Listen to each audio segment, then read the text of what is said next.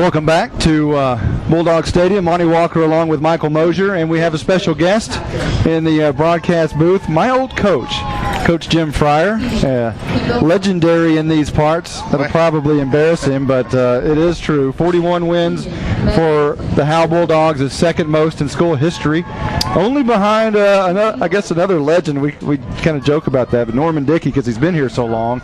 But Norman, 51 wins, you're right behind him, and glad to see you and glad to have you back. Well, now, I don't know if I put myself in the same category as Norman Dickey. You know, he's kind of a legend in his own mind, I think. No, I was just sitting by Norman and was enjoying the ball game together. He's a great guy. Well, it's the first time you've been back here in quite some time, and you've seen some changes at the facility. It's got to feel kind of weird for you in a way, I would imagine.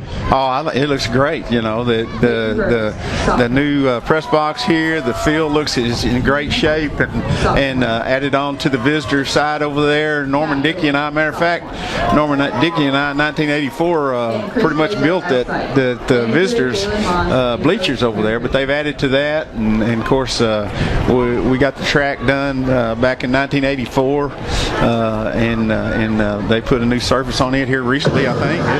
It looks good, and it's just great to see everything looking so good, and a lot of pride in what's been taking place. So you came here in '84, and your first head coaching position was in '85 the following year, and that was quite a season. Yeah, it was. We was talking earlier. Got to see a couple of those guys off that '85 team, and we lost in the regional round against Groveton 16-14 down in Corsicana, Texas, and one of the best football games I've ever been a part of, and next year will be 30 years, I think, since that season. I'm going to be an old man before this is all over, I think. Well, you took two different teams to a bi-district championship, bi-district championship, area championship, and the regional finals. The only year, they only took two teams in the playoffs back then. That has a lot, it says a lot about those days and what you did here at Howe. And the only year you missed the playoffs, you were 7-3. That's right. And that team this time in this era would probably have gone a long way. Well, it was a privilege to work with the kids and the parents and the school system that we were a part of back in the mid '80s. Just really had some great kids, and some that very first year, in 1985, kind of set the tone, because those kids really wanted to win, and they were willing to put in the work and to make it happen, and after you start having some success, well, everybody wants to be a part of it, and you just kind of get it rolling, and it kept on rolling. Your junior and senior year after we were gone with Coach McQueen. Had a lot of success as well, and it's just a lot of fun and a lot of great memories on this old field right here. What would you say is probably your biggest memory? If you could limit it to one, what would you say your biggest memory is right here on this field? On this field right here? Oh, gosh. It's a long story. I don't know if we got plenty of time. I don't know if you have enough time for that, but in 1985, this has got to be the biggest memory on this field. In 1985, we had tied our first district ball game, and we were really down about that and disappointed. And Coach Hollinsted and he's the defense coordinator. We took off and went down to Baylor, and we watched Texas A&M and Baylor play. And Texas A&M came back out in a trip set with one back, and then went down the line, ran down the line option, and pitched the ball. And they did it over and over, and Baylor could not stop them. Well, we got back to Howe the next day went in and drew that play up on the board and told the kids that Texas A&M had asked us to come and draw a play on the board to help them beat Baylor, and this was it, and we were going to use it against Pottsboro. And we did. And the very first time we ran that play, pitched it back to Stephen Ogle, he scored a touchdown. The second time we ran that play, pitched it back to Stephen Ogle, and he scored a touchdown. The third time we ran that play, came down the line, acted like we was going to pitch to Stephen Ogle, pitched the ball back to Mark Wheeler, running reverse off of it, and he scored a touchdown. It was 21-0 at halftime of that game. That completely turned that season around for us. And of course, most people who know much about Howe Bulldog football have seen the Stephen Ogle run against Groveton, and that was the play that we was running at that time. So yeah, that was probably the biggest memory I have here at Bulldog Stadium on this field. What about overall, looking back over your 5 years here? There's lots of memories, lots of playoff games, and anything just immediately stand out? Well, just getting to see the I call them kids. You guys are in your 40s now.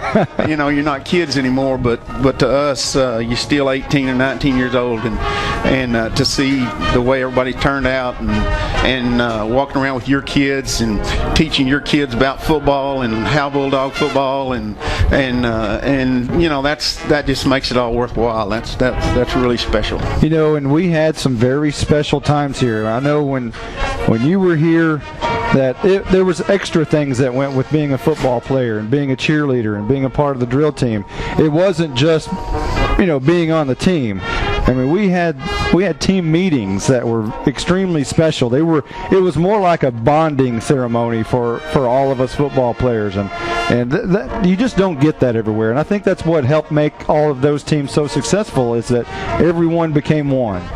And I think that was important. Well, it was, and I think all educators and coaches and stuff want that to be part of their program, that kids will look back 25 years later and say they had some special memories about what they did, and some people loved them and took care of them and wanted their high school experience to be a great experience, and maybe we're missing that a little bit. That old winning sometimes gets in the way of teaching and growing up and becoming the type of young men and young ladies that our country needs and our communities need. Well, tell us where you're at now and what happened after you left Howe. Well, we left Howe and went to Jacksboro and coached there for 6 years. Had a couple of pretty good ball clubs over there as well. Left Jacksboro and moved to El Dorado, Texas, way out in West Texas, and again was fortunate enough to have a couple of really good teams out there, and then finished up back in Ballinger. Moved back to Ballinger. It's kind of home base for Connie and I, and finished our coaching career up, and then I retired about 4 years ago, and boy, I tell you. This retired job is one of the best ones I've had, because we're enjoying traveling and getting to, we're just getting to take off and come to Howe and see a lot of old friends. Now, I remember two little kids on the sidelines, two ball boys, when I was playing, and whatever happened to those two little kids? Well, they grew up. They're both quite a bit bigger than I am right now. They're both. I think they hit the scale about 235 right now. I think they had good high school careers, and then went on and got the opportunity to play some college ball as well. And Matt, the oldest boy, went into coaching, and Mark, my younger son, is an insurance adjuster down at Temple right now, and Matt lives in Grapevine, and they had some heroes out here on this field right here that whenever they were kids, and really prime examples to them. We were teasing Thomas Troxell today. Thomas Troxell used to wear red gloves to play football, and that Matt had told my wife Connie that when he got good enough in high school, would we buy him a pair of red gloves like Thomas Troxell. So, you never know who you're influencing and what little kids, what little eyes are watching you, because those little boys watch the Howe Bulldogs pretty closely. Well, I will say I was very blessed and fortunate to come along at a very good time.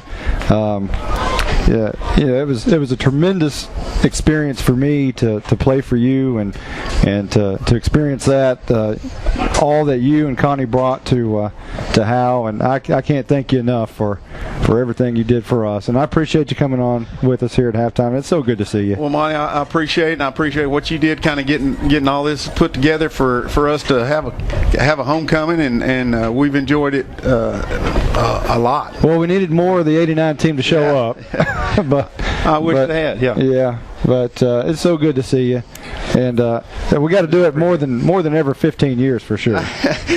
If we wait 15 years, I don't know if I'll be able to make it. I'll be as old as Norman Dickey by that time. I don't know if I can crawl up the stairs. All right, we'll take a quick timeout. Thanks to Coach Fryar for joining us. We'll be back in a moment with more Howe Bulldog football on HoweEnterprise.com.